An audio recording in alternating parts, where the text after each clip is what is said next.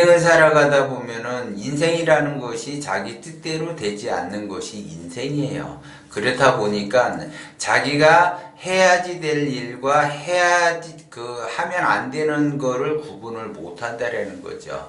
자기가 할 수 있어도 하지 말아야지 될 것이 있고, 내가 할 수 없다라고 생각하는 그 한계를 뛰어넘어야지 되는 그러한 상황이 올 수도 있다라는 거죠. 그래서 내가 할 수 있어도 하지 말아야지 될 일이 있고, 내가 아무리 노력을 해도 할 수 없는 건데도 반드시 해야만 하는 일이 있다라는 거죠. 그거를 내가 얼마만큼 진실에 갖게 행동을 하느냐에 따라서 내가 그거를 하면은 안 되고 어떤 거는 하면 되는 그런 그거를 안 되라는 거죠. 그래서 내가 할 수 있어도 하지 말아야지 될 것들은 바로 욕심이라는 거죠.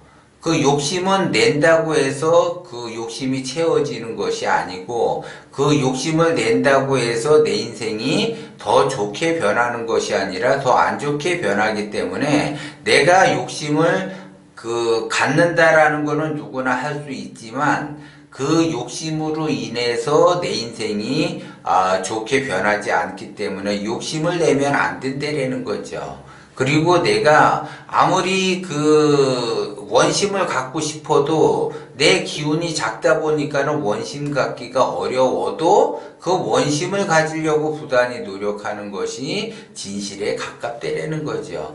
왜 그러면 진실에 가깝도록 해야지 되는가? 그거는 내 인생이 올바른 길로 간다. 그거는 내가 진실에 가깝게 가게 되면 내 인생이 올바른 길로 가게 되고, 내가 진실과 거리가 먼 행동을 하게 되면 내 인생 자체가 올바르게 가지를 않기 때문에 그래요. 그래서 내가 할 수 있어도 하지 말아야 될 것이 폭력이에요. 폭력.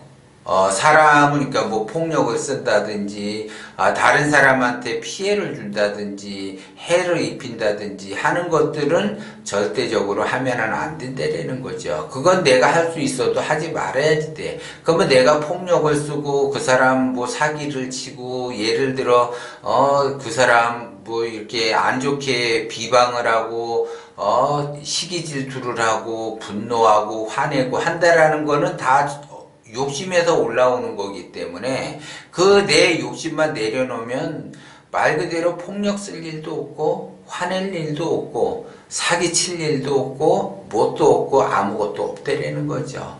그러면 올바른 일을 내가 할 수 있다라는 거죠. 그것이 바로 진리라고 하는 거예요. 그런데 대부분 사람들은 내가 어떻게 욕심을 내려놓을 수 있는가 이렇게 생각을 해요. 내가 어떻게 욕심을 내려놓을 수 있는가? 내가 어떻게 원심을 가질 수 있는가? 어떻게 더 원심을 더 확장을 시킬 수 있는가? 원심을 확장을 시키는 것은 내가 올바른 인생을 살아가야지 되기 때문에, 나의 그 성장된 삶을 살아가기 위해서 올바른 길로 간다라는 거죠. 그러면 내가 올바른 길을 간다, 아니면 진실에 가깝게 내가 행동을 한다라고 하는 거는 결국 원심이 작동이 돼야만이 진실에 가깝고 올바른 길로 간다라는 거죠. 그래서 내가 원심을 갖는다, 그러면 진실에 가까운 거고, 그 진실에 가까우면 세상을 바라볼 때 올바르게 바라봐요. 근데 내가 진실에 가깝지 않다라고 하게 되면 세상을 봐도 올바르지 않는 것들을 보게 돼요. 그렇게 됨으로써 그러한 행동을 하죠. 그래서 내가 세상을 올바르게 보느냐, 삐딱하게 보느냐는 나의 그 원심이 작동이 되는 그 크기만큼 올바르게 볼 수 있고 삐딱하게 볼 수 있다라는 거죠. 그래서 원심이라는 것이 굉장히 중요해요. 그럼 원심의 가장 기본은 보시와 자비예요. 내가 보시와 자비를 한다, 실제적으로 보시를 하고 실제적으로 자비를 베푼다라고 하게 되면, 그런 사람은 세상을 바라봐도 자비롭게 세상을 바라보고 보시하는 마음으로 세상을 바라본다라는 거죠. 근데 나는 보시는 한 번도 한 적이 없어. 마음만 있고 내가 돈을 벌면 보시도 많이 하고 내가 돈을 많이 벌면 자비도 많이 베풀 거야 라고 하는 사람은 평생 죽을 때까지 절대적으로 그 사람은 자비와 보시를 할 수가 없다라는 거죠. 왜? 지금 나는 나의 인생이 더 나아지고 돈을 많이 벌면 그때 보시하고 그때 자비를 베푼다라고 했을 때 그 사람에게 세상이 올바르게 보여지는가? 그렇지 않다라는 거죠.